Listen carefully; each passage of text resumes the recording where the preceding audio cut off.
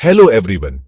चलो एक प्यारी सी कहानी सुनती हूँ, शायद तुम्हारी आंखों में भी आंसू आ जाए। एक बार की बात है, एक छोटे से गांव में एक दादी अम्मा रहती थी। उनका एक बेटा था जो शहर में काम करता था और अपने काम की वजह से कभी कभी ही गांव आ पाता था।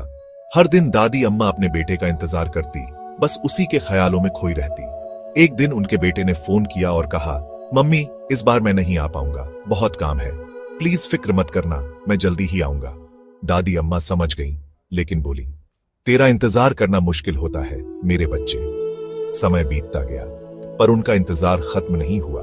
फिर एक दिन गांव में बहुत तेज तूफान आया, जिसने दादी अम्मा का घर तबाह कर दिया। गांव वालों ने उन्हें सुरक्षित जगह पर पहुंचाया, लेकिन उनके दिल में बस एक ही फिक्र थी, मेरा बेटा ठीक तो होगा।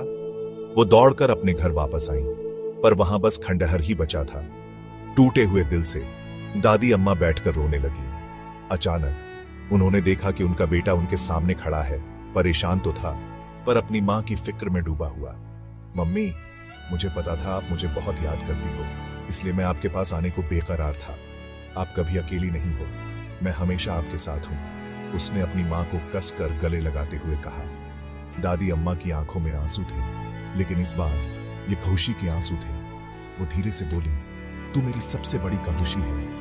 उस दिन दादी अम्मा को परिवार की असली ताकत का एहसास हुआ। याद रखना, परिवार ही जिंदगी का सबसे बड़ा खजाना है और हमें इन रिश्तों को कभी कम नहीं आंकना चाहिए। Thanks for watching. अपने प्यारों का ख्याल रखना।